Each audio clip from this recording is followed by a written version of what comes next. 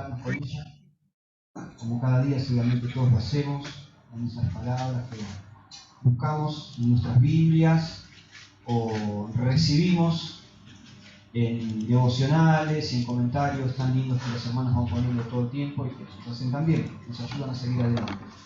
Vamos a terminar hoy con este estudio que habíamos empezado respecto a otro valor para la vida humana, como estamos llamando a lo que encontramos en los dichos de Jesús.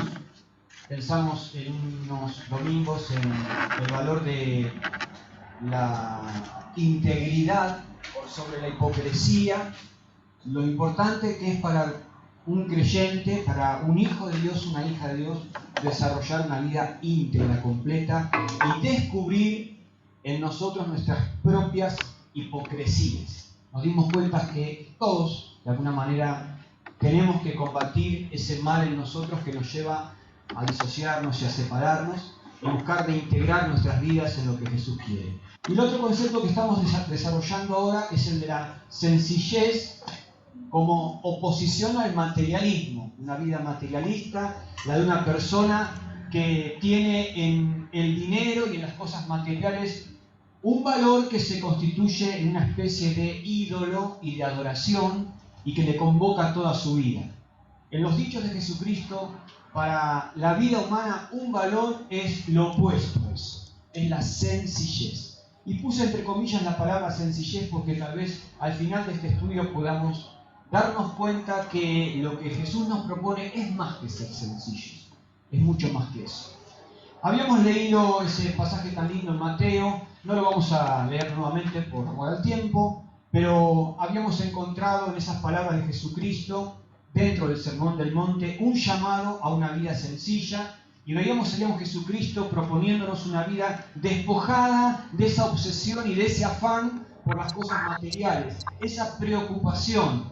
Y nos invitaba el Señor Jesús a mirar las aves del cielo, a mirar los lirios del campo, que no trabajan ni hilan, sin embargo ni Salomón se pudo vestir como uno de ellos. Y así el Señor Jesús todo el tiempo va invitándonos a reflexionar en cuanto a lo esencial de la vida, para que dejemos de hacer de nuestra vida una obsesión frenética y compulsiva por acumular dinero. Y ahí el Señor Jesús decía, no acumulen riquezas en este mundo que se vienen abajo, que se deterioran con el paso del tiempo, sino acumulen riquezas en la tierra. Eso fue un poco lo que habíamos visto el domingo pasado. Hicimos algunos grupos de trabajo para encontrar argumentos en ese texto de Mateo 6:19, y algunos habían quedado sin la posibilidad de compartir, y yo quisiera abrirlo eso otra vez. Tal vez alguno se quedó con alguna reflexión o algo que el Señor les fue dando en la semana respecto a lo que leímos, y este sería un buen momento para sumarlo, para aportarlo, antes de pasar a otro subtema dentro de esto. ¿Alguien se quedó con ganas de compartir, que le faltó algo compartir? Repasamos los argumentos que habíamos visto y por ahí alguno recuerde algo de eso. Habíamos visto que ahí el Señor Jesucristo nos alentaba a no vivir una vida de consumismo. Habíamos usado esa palabra, un consumo que es propio de este sistema en el que estamos viviendo, capitalista. No vivir con preocupación, y separamos ahí es decir, el preocuparnos tanto antes de las cosas por lo que todavía no vino, nos hace que se contamine nuestro presente y no podamos disfrutar el día, ¿no? Este fue un argumento muy importante. Habíamos pensado en el concepto y el argumento de la creación. Nosotros vamos a ser sustentados cada día porque somos una creación de Dios, como una planta y como un pájaro y como un árbol vive porque Dios lo creó. También el ser humano es una creación de Dios y va a vivir y va a existir porque es una creación más. También habíamos pensado en hacer una dedicación, una energía, ¿no? Creo que este era el argumento que había propuesto Sebastián respecto a buscar, ¿no? Buscar el reino de Dios y su justicia. Y el grupo acá de Sebastián nos ayudaba a pensar en que esta búsqueda es una actitud, es una iniciativa, es una energía, es una dedicación que yo pongo. Y puedo poner esa dedicación en cosas materiales o puedo poner esa dedicación en cosas espirituales. El Señor Jesús nos propone eso. Y también habíamos hablado del concepto de desprendernos creo que Ezequiel había propuesto este argumento en el sentido que nada poseemos. En realidad nada poseemos. Nada de lo que tenés es tuyo en realidad. Todo lo que tenemos en algún sentido es de Dios, y si lo tenemos es porque Dios quiere, así que tenemos que vivir con una actitud de desprendimiento. ¿Se acuerdan? Bueno, ¿alguno tiene algún argumento más que haya encontrado el domingo pasado en la semana? Si no, pasamos a otro tema. ¿Bien? Bueno. El tema que tenemos hoy, estos eran conceptos teóricos, argumentos teóricos, y les había dicho que tal vez hoy estaría bueno desarrollar conceptos más prácticos respecto a lo que sería la economía o las finanzas del reino. Es decir, nosotros somos parte de esta nación y tenemos un DNI argentino y una nacionalidad, y algunos tendrán más nacionalidades, pero en realidad los hijos de Dios somos habitantes de un reino espiritual en el cual nuestro presidente y nuestro rey es Jesucristo. ¿Amén? Y toda la iglesia de Cristo está tejida y entretejida dentro de las culturas de este mundo, y aunque cada uno tiene su propia cultura nacional, tenemos una identidad, un ADN espiritual que nos da el Señor en su palabra. Por eso es lindo cuando uno conoce a un creyente, una creyente de otro lugar muy distinto, de una cultura muy remota, el experimentar que te pones a hablar y te das cuenta que tenés un mismo lenguaje. Es hermoso eso, ¿verdad? A algunos nos ha llegado a pasar de poder hablar con personas que vos decís, es de un lugar tan distinto, no lo conozco para nada, tiene una cultura tan distinta, sin embargo, en esencia, como somos hijos de Dios y miembros del reino de Dios, tenemos un mismo lenguaje, un mismo ADN, una misma identidad. ¿Amén? En esa identidad está el cómo manejarnos con las finanzas, con la economía, con el dinero. Y hoy vamos a leer algunos textos y vamos a sacar 3 conceptos respecto a la economía del reino. Vamos a empezar con el primero, y ahí Joel me va a ayudar con un PowerPoint que me preparó. Esto lo voy a sacar ya, ¿no? Por él.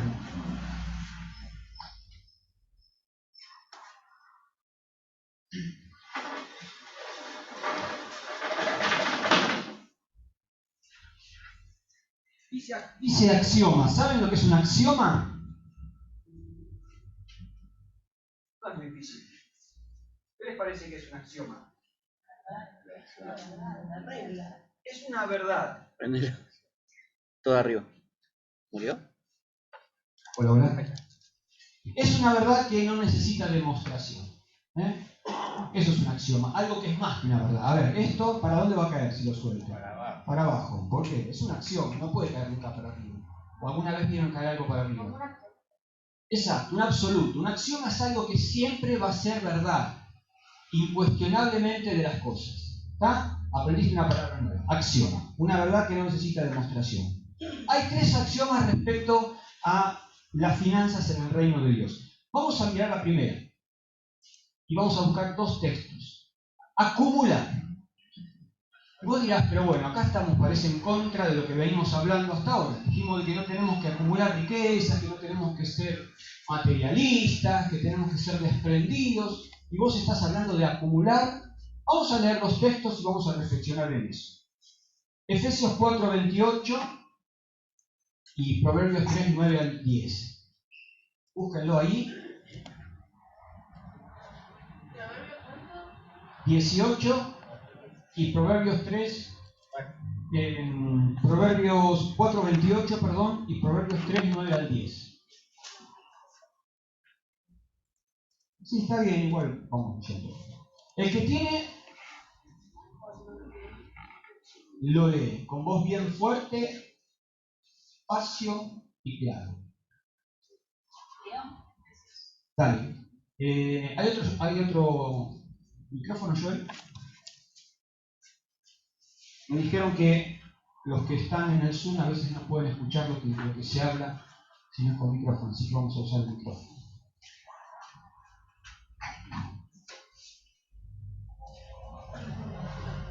Bueno, leo fuerte. Efesios 4:28. Si eres ladrón, deja de robar. En cambio, usa tus manos en un buen trabajo digno y luego comparte generosamente con los que tienen necesidad. Bien, paramos en este texto. ¿Qué dice este texto? Pregunto. ¿Qué dice? Si sos ladrón, bien. ¿Y qué tenés que hacer?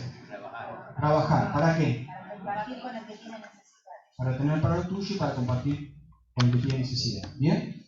Y vamos a buscar el otro texto de Proverbios 3, 9 al 10. ¿Quién lo lee? Demuéstrale a Dios que para ti Él es lo más importante. Dale de lo que tienes y de todo lo que ganes. Así nunca te faltará ni comida ni bebida. ¿Qué dice este texto? Vamos a poner en nuestras palabras. Muy bien. ¿Algo así? Acumular. ¿Tenemos una responsabilidad en acumular dinero? ¿Sí o no? Pregunto.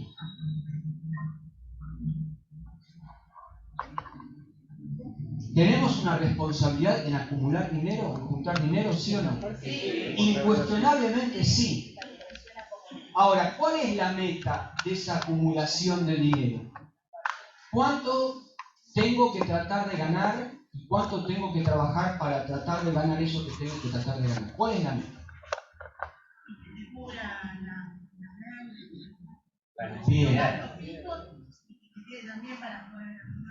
Bueno, a ver, esto es un mazazo en la cabeza, ¿eh? Porque no sé hasta ahora cuál es tu concepto de la acumulación de dinero, del sueldo, del salario que yo tengo que conseguir ganar. Hay una postura muy mística, muy espiritualoide, que aparenta de ser sencilla, pero es mezquina y es opuesta a lo que Dios nos está proponiendo. Dios quiere que vos juntes dinero con tu trabajo para sustentarte y en el mismo nivel de responsabilidad quiere que juntes dinero para que también puedas ayudar a otro. Yo no sé si esto estuvo en tu oración en algún momento. O si solamente decís, Señor, quiero tener el pan de cada día. ¿Y el necesitado? ¿De quién es responsabilidad? ¿Del Estado, del gobierno, de quién? Acá la palabra de Dios nos está proponiendo a que pongamos una meta no materialista, ni ambiciosa, ni vanidosa, sino comprometida. Señor, yo necesito trabajar porque quiero suplir mis necesidades con tu provisión y quiero tener responsabilidad con compartir con el que no tiene. Y tal vez si hasta ahora el Señor no te ha provisto como corresponde porque tu mirada y tu límite todavía sigue siendo muy mezquino.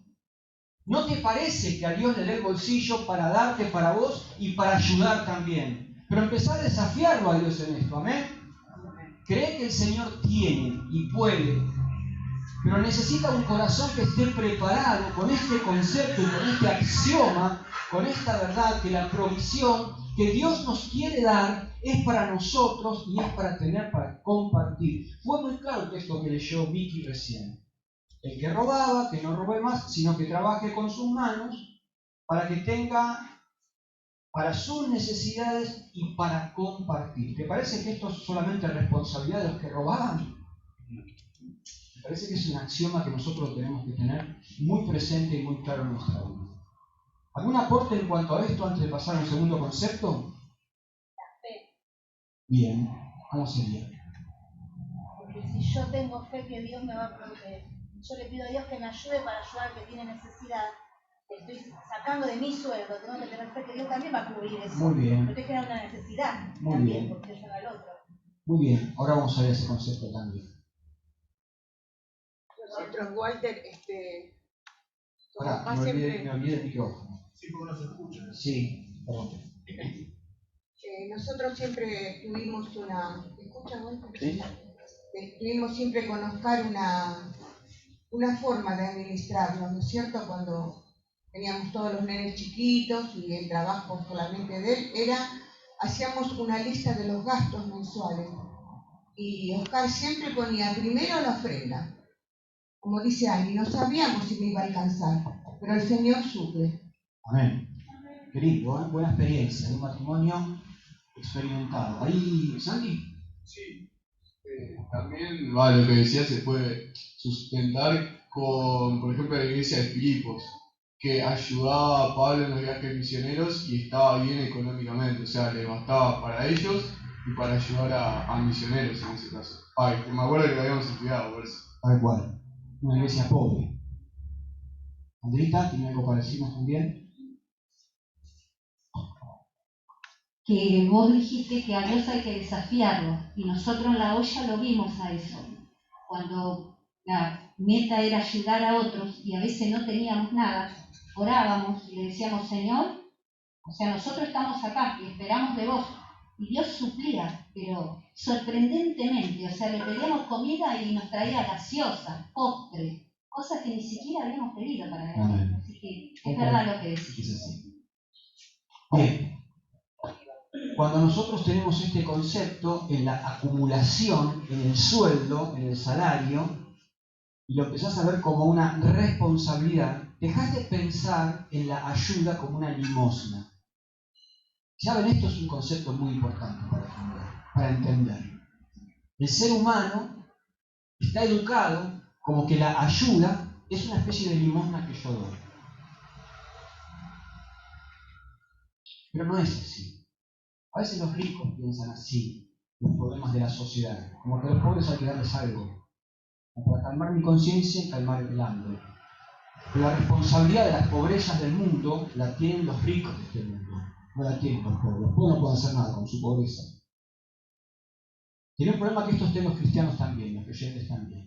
Tenemos que concebir la ayuda no como una limosna, sino como un compromiso. Y cuando vos tomás esta meta en tu ingreso, en tu acumulación, en tu salario, dejás de ser alguien que se beneficia todo el tiempo y deja caer algunas miguitas de la mesa y pasás a ser un canal de bendición para otros. Y esto es muy hermoso. Tal vez, si nos diera el tiempo, podríamos compartir historias de personas que han sido ayudadas por otras personas, por otros creyentes que han sido ayudados por otros creyentes, y han encontrado en esa ayuda un canal de bendición y una manera de vivir económicamente. ¿Entendés? Entonces tenemos que tener este axioma de que nuestro objetivo en nuestros ingresos diarios, semanales, mensuales, quincenales, como vos cobres, en tu oración tiene que decir, Señor, confío en que vas a proveer para mis necesidades y Señor, confío en que voy a tener algo para ayudar también. La semana viví una experiencia muy emocionante para mí, no voy a dar nombres. Pero hoy tenemos una mesa con comestibles, no hay aceite ahí. Esta vuelta que la luz no nos hizo llegar, desarrollo social, no nos hizo llegar aceite.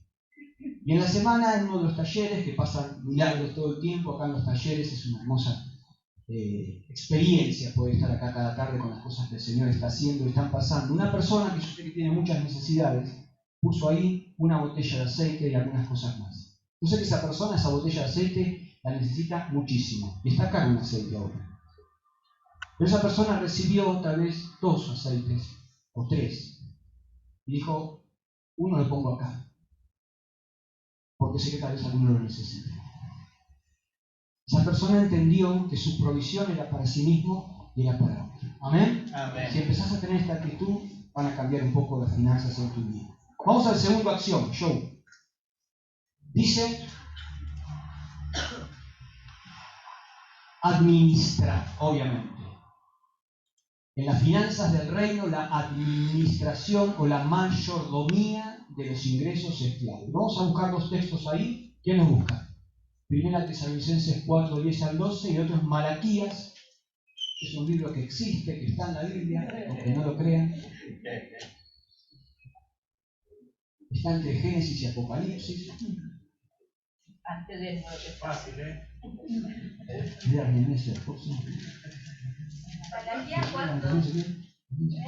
Daniel, o sea, Joel, Amós, Abdías, Jonás, Miqueas, Sofonías, Malaquías. Es uno de los últimos. Es el último, ¿no? Sí. Claro, el último. Claro, sí. Estaba en duda. 4:10. Es el último del Nuevo Testamento. Malaquías, capítulo 3, versículo, creo que 10. Por 9 y 10 puse, ¿no? Debe ser. Vamos, ¿quién tiene Primera Tesalonicenses? 4, 10 al 12.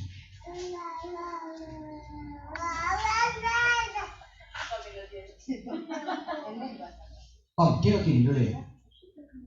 ¿Nadie?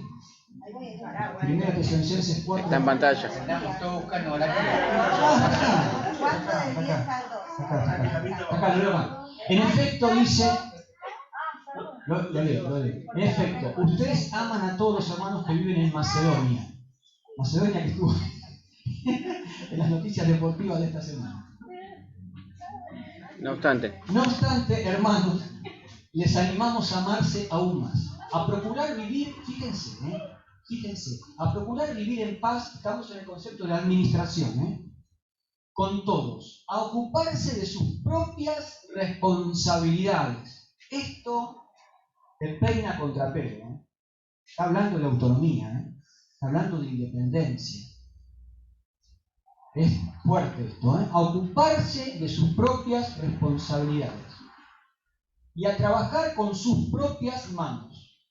Así les he mandado para que por su modo de vivir se ganen el respeto de los que no son creyentes y no tengan que depender de nadie. Es demasiado fuerte este texto, muy fuerte, pero está en la Biblia.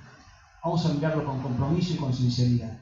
¿Saben? La administración del dinero es un eje fundamental del desarrollo humano, si no el principal. La administración del dinero es un eje fundamental. Y ahora vamos a ver por qué. Sus efectos los podemos traspolar a todas las áreas de la vida. Si sos una persona que en las finanzas, en la economía o en lo material, no estoy hablando de billetes, estoy hablando de la administración de lo material, lográs una eficiencia y lográs un manejo espiritual, es altamente probable que esa eficiencia, esa madurez, esa capacidad vos la puedas llevar a otros terrenos de tu vida. ¿Se entiende el concepto? Es muy importante, desafía muchas cosas de nosotros la administración del dinero. Cuando hablamos de administración, hablamos de algo que tiene que ver en primer lugar con el ahorro, con el poder guardar. ¿Cómo nos cuesta ahorrar, verdad?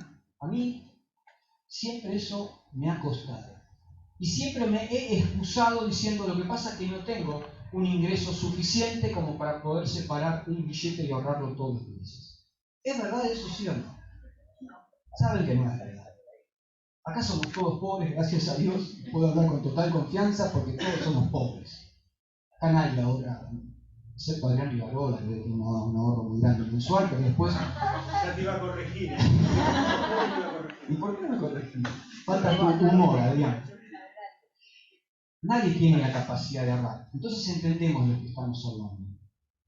De que nos cuesta ahorrar. Pero por más que nos cueste ahorrar, es un axioma el hecho de que en la administración la clave es aprender a ahorrar. Y hoy en día el ahorro también es relativo. Porque antes el ahorro era algo más factible, porque la moneda no cambiaba. La gente, los abuelos ahorraban plata, dicen, abajo del colchón. Yo abajo del colchón lo único que tengo son pelusas y cucarachas muertas. Pero antes la gente ponía billetes, y dicen que algunas personas en algunos huecos de la pared hacían rollitos de billetes y los guardaban. Porque podían pasar 10 años, la inflación no existía, entonces vos juntabas y se acrecentaba. Hoy en día eso no existe. Entonces los que saben de dinero, que no es mi caso, dicen que hoy el ahorro en realidad es sinónimo de ¿qué? De inversión. Ahorrar es invertir en realidad, que si yo puedo juntar 1.000 pesos, lo que te conviene hacer con esos 1.000 pesos es comprar algo que no se descapitalice, ¿verdad? Y si al otro mes podés ahorrar otros 1.000 pesos, con esos 1.000 pesos comprar más de eso, entonces tu ahorro está en una inversión, ¿se entiende? Pero el ahorro es algo que entrena nuestra disciplina, nuestra paciencia y nuestro límite. Por eso digo que es muy importante el eje de administración del dinero y que lo podés llevar a un montón de otras cosas. Porque para toda la vida necesitas paciencia, límite, y disciplina. No solamente para el dinero. Pero si podés entrar en este gimnasio y agarrar estas máquinas del gimnasio y aprender a tener una disciplina, un límite en cuanto a tu manejo del dinero, vas a lograr tener la primera parte, el primer tercio de esto que tiene que ver con la administración, que es el ahorro. En segundo lugar, Administrar es desprenderse. Y algo de esto habíamos hablado el domingo pasado. Es desprendernos. Leímos ahí en Malaquías capítulo... ¿Ya lo leímos o no? No. No, vamos a ver. Vamos a ver el texto de Malaquías capítulo 3:10. ¿Leo? Sí. El Señor Todopoderoso dice: traigan todos los diezmos al granero del templo y así habrá alimentos en mi casa. Pónganme a prueba en esto y vean si no abro las ventanas del cielo para derramar sobre ustedes una lluvia de bendiciones hasta que les sobre de todo. Bueno, este es un texto al que siempre se recurre cuando se habla de economía del reino y de finanzas y de administración del dinero. Es Dios hablándole al pueblo de Israel en el último libro del Nuevo Testamento, a un pueblo de Israel materialista, siempre fue mezquino, interesado, oportunista. Y si nosotros hubiéramos sido el pueblo de Israel, nos hubiera pasado exactamente lo mismo. No es porque ellos sean malos, es porque somos así los seres humanos, somos materialistas. Entonces Jesús se para, Dios se para y dice, ¿qué les dice? Pruébenme. Desafíenme. Muy pocos lugares, creo que debe ser el único lugar en la Biblia donde Dios dice algo así. Pruébenme ustedes a mí. ¿Qué les está diciendo? Den lo que corresponde. Traigan el diezmo al alfolí, una cosa muy judía, ¿no? Ofrenden lo que les corresponde como judíos. Hoy nosotros no tenemos un tope, no hablamos del diezmo, ni del 20, ni del 30, no estamos hablando de cantidades específicas por ley. Lo que sí, el ofrendar es un mandato de la Biblia. Pero no es que Dios está con un látigo esperando que cumplamos ese mandato porque si no nos da. Es porque es un axioma de la administración correcta. Es algo de lo que decía recién mamá como una especie de cultura que ellos instalaron en su familia, y yo de fe porque soy hijo de ellos y siempre los he visto con una responsabilidad con la obra de Dios, sea cual sea. Por eso administrar no solo es ahorrar e invertir, como hablábamos recién, separar un poquito de plata todos los meses, ganes mucho, ganes poco, sino que administrar también es desprenderse, y desprenderse con fe. Y sabes, yo te voy a decir una frase que te puede servir en este subpunto. Ofrendar, como Dios quiere que ofrendemos, es crear necesidades.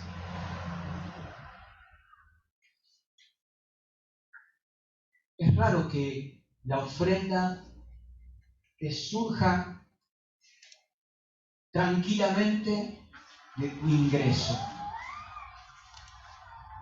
Cuando leemos en la palabra de Dios otro texto que vamos a ver ahora, dice: cada uno de ustedes ponga aparte algo. Es decir, tengo arriba de la mesa todos los billetitos que gané hoy y tengo que poner aparte algo.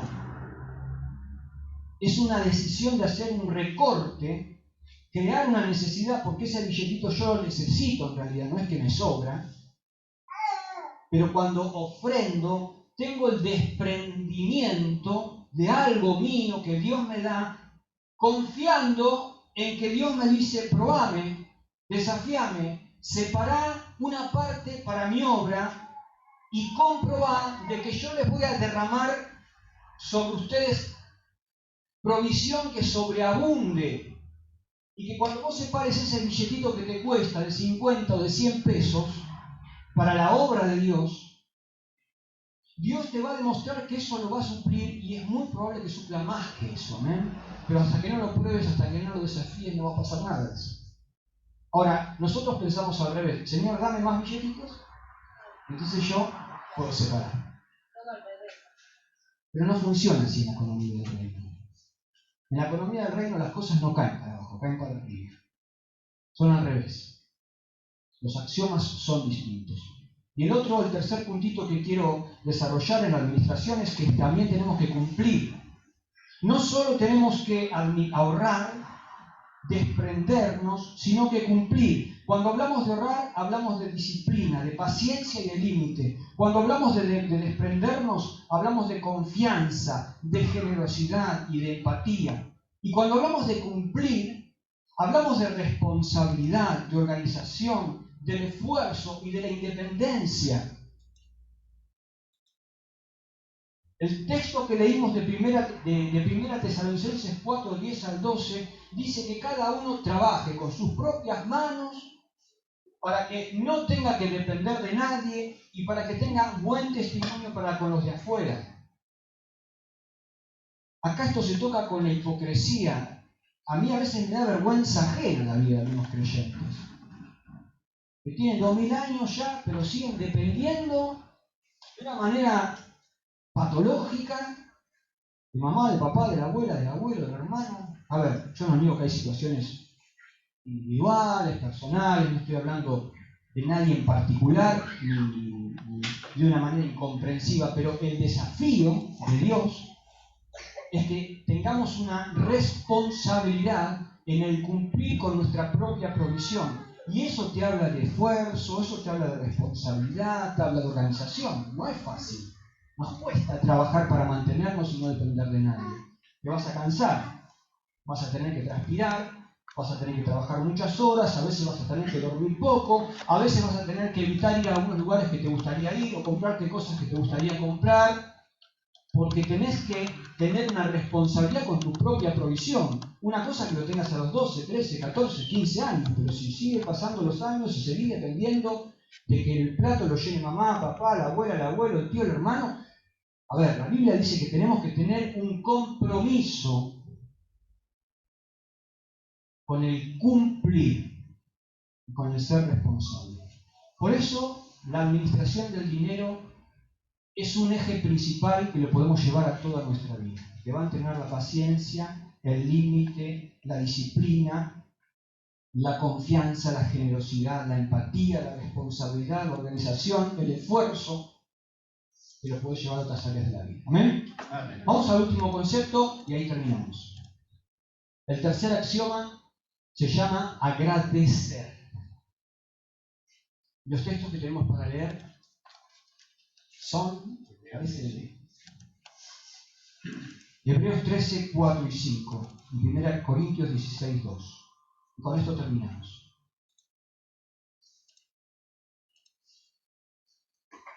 Hebreos 13, 4 y 5. ¿Quién lo quiere leer? 1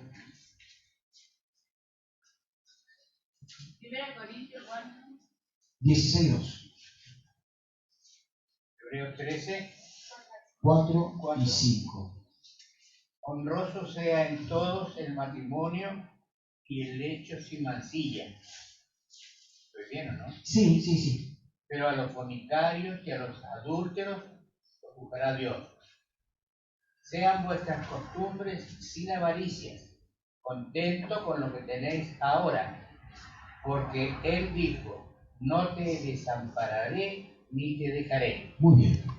Están pegados estos dos conceptos, como les había dicho, sexualidad y dinero, porque son cuestiones claramente constitutivas de la especie humana, y Satanás ha conseguido siempre contaminar, invadir y violar esos dos espacios y hacer de la sexualidad algo patológico y hacer de la acumulación del dinero algo patológico también. Por eso están siempre juntos. Lo vas a ver casi siempre juntos en la Biblia, dinero y sexo. Pero el concepto que estamos enfocados acá es en el contentamiento. Sean sus costumbres sin avaricia, contentos con lo que tienen ahora. Por eso hablamos de ser agradecidos en el sentido de contentarnos, de estar conformes con lo que tenemos. Es una palabra muy linda, contentamiento. Y en la Biblia aparece ligada la alegría al dinero también.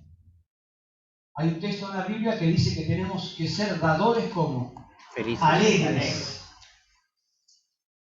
Los hijos de Dios vemos en el trabajo y en el dinero una manera de adorar a Dios. Tal vez tu concepción de la adoración sea venir a la iglesia el domingo. Voy a la iglesia a adorar al Señor. Voy a la iglesia a adorar al Señor. Es cantar canciones, tomar los símbolos y escuchar la Biblia. Sí, es adoración a Dios, tal cual. ¿El trabajo es adoración a Dios? ¿Sí o no? ¿Y por qué te cuesta ir el lunes a trabajar? ¿O no te cuesta ir a trabajar el lunes? No vas maldiciendo cuando vas a trabajar el lunes. ¿Por qué ansías tanto el viernes? Mica, ¿por qué? Porque acá todavía tenemos la concepción de que el trabajo es como una maldición. Pero nosotros podemos ver en el trabajo un espacio de adoración al Señor. Amén. Y créeme que vos podés adorar al Señor agradeciéndole al Señor: Señor, gracias que tengo estas piernas que me llevan a trabajar. Gracias que tengo estas manos que me permiten trabajar, estos ojos que me permiten ver, esta fábrica o este lugar o este trabajo a través del cual me provees, y puedo sentirme contento, puedo tener contentamiento de que en mi mesa hay un plato de sopa y un pedazo de pan y que puedo tener algo para ayudar a otro. Amén. Esto es adorar al Señor con el trabajo. Pero tenés que pensarlo así, dejar de quejarte por el trabajo. Si el trabajo no es suficiente, si te maltratan, si tus compañeros te hacen bullying, pedirle al Señor que te cambie el trabajo. Pero el trabajo en sí mismo no es una maldición. Será una maldición en el lugar donde estás, qué sé yo, tal vez. Y el Señor se encargará de cambiarte el trabajo. Pero el trabajo es una manera más de vivir en adoración al Señor. El Hijo de Dios adora al Señor en todo lo que hace en su vida. Y el trabajo ocupa un gran espacio en nuestras vidas. Muchas horas de nuestras vidas. Si todas esas horas de tu vida no son adoración al Señor, qué poco tiempo te queda para vivir adoración al Señor. Pero el Señor te invita a que vayas celebrando, agradecido y feliz cada día ir a trabajar, tener la salud de hacerlo, tener la posibilidad para hacerlo y tener un ingreso económico para hacerlo. ¿Amén? El segundo concepto es que celebramos lo esencial. Tenemos contentamiento. ¿Saben? Nunca el dinero, la abundancia o la falta de dinero debiera quitarte el gozo del Señor en tu vida. El Señor sabe que todo lo que le estoy diciendo me lo digo para mí en primer lugar.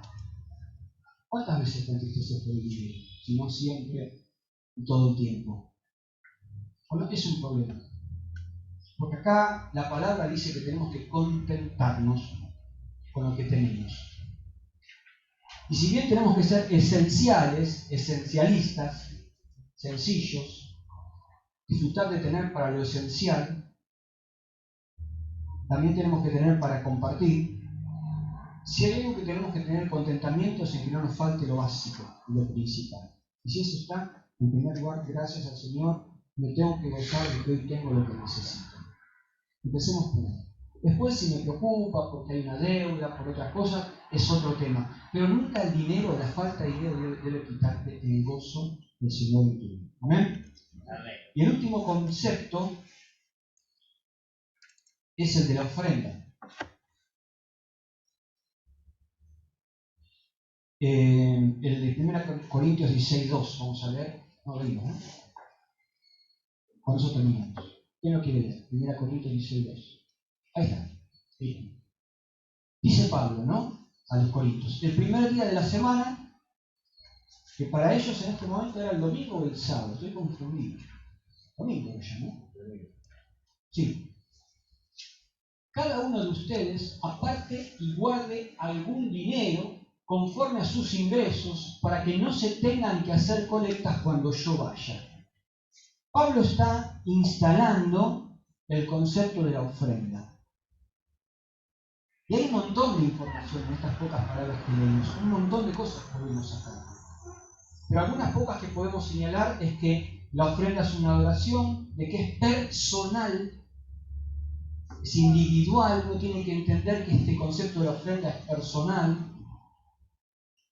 A veces uno siente como que, bueno, si está ofrendando mamá, papá, yo no ofrendo. O si está ofrendando mi esposo, yo no ofrendo, mi esposa, yo no ofrendo. No es personal. Es responsable, es anticipada, es preparada. Ponga aparte algo, dice el texto. Y es sistemática. Está organizada en una frecuencia cada primer día de la semana. Son cuestiones técnicas. Pero lo más importante es lo que tiene que ver con lo espiritual del acto de ofrendar. Hermanos, voy a hablar con mucha sinceridad y mucha franqueza. Somos toda gente que nos conocemos, la mayoría de muchos años, y somos una iglesia sencilla. El Amparo es una iglesia que está teniendo, gracias a Dios, en este tiempo un gran despliegue de actividades. Son actividades que cada una en sí misma genera dinero. No voy a comparar con otras iglesias, a veces en otras iglesias los gastos sean otros y estén más acotados a reuniones que se hacen el fin de semana, pero ustedes saben que acá la iglesia está abierta, el Amparo está abierto prácticamente todos los días, menos el viernes. Y estamos con la ofrenda bajísimo, pero mal, bajísimo mal. Yo no estoy ahora ni tirando mangazo ni nada, estoy hablando de lo que nos está pasando espiritualmente con el concepto ofrenda. De eso estoy hablando. Tenemos que tener una responsabilidad para sostener esta obra. Yo no digo que tu ofrenda tenga que ser únicamente para el Amparo. Lo que sea tu ofrenda, el Señor te dirá para qué lo querés usar. Hay personas que ofrendan para el Amparo y ofrendan para misioneros, ofrendan para personas, no importa el destino, pero yo te quiero hablar del Amparo. Y de la ofrenda que levantamos el domingo, que es el momento en el que colectamos la ofrenda, como dice Pablo ahí. Tenemos que tener una responsabilidad en esto. Y no importa la cantidad, importa la calidad de la ofrenda, la responsabilidad, la preparación, la separación y todos estos conceptos que vinimos hablando recién, de crear necesidades con fe de que Dios la va a suplir, de pensar que esto es una manera de ser responsable con ser un canal de bendición para otros. Gracias a Dios por todo lo que estamos haciendo, pero estamos todo el tiempo preocupados y con un poco de ansiedad por ver cómo vamos a cubrir cada próximo domingo, cada próxima semana. Entonces, las iglesias a las que Pablo les hablaba eran iglesias muy pobres. Santi planteó Filipenses, ¿no? Era la iglesia de Filipos, que es una iglesia pobre, pero de su pobreza, Dios. Entonces tengamos este llamado a tener una responsabilidad con la administración, en el acto de ofrendar también. En este caso, una iglesia que, gracias a Dios, tiene un gran despliegue de trabajo, como algo muy práctico. Vamos a terminar con todos estos conceptos que estuvimos viendo respecto a la economía del reino. No sé qué palabra queda acá para acá, pensala para vos. Lo nuestro no es ni capitalismo, ni comunismo, ni feudalismo, ni absolutismo. No sé qué palabra puede ir, pero a mí me parece que lo que el Señor nos dio estos domingos es que nos enfoquemos y dirijamos nuestra mirada, como decía el Señor Jesús. La lámpara del cuerpo es el ojo. Miren bien, tengan una mirada correcta respecto a lo material. Si ustedes dirigen bien su mirada, todo tu cuerpo va a estar lleno de Dios, dijo el Señor Jesús. ¿Amén? ¿Terminamos orando? Nuestro Padre, te damos gracias por estos estudios que hemos podido tener estos días, Señor, y te pedimos que nos ayudes a aplicarlo en nuestra vida con la confianza en que van a dar resultados para nuestro corazón. Te agradecemos, yo te agradezco por cada persona que está aquí y te pido, Señor, que estas enseñanzas lleguen también de alguna manera a muchos que hoy no pudieron estar y nos acompañan. Te agradecemos por cada clase y dejamos en tus manos el resto de este tiempo. En el nombre de Cristo Jesús. Amén. Amén.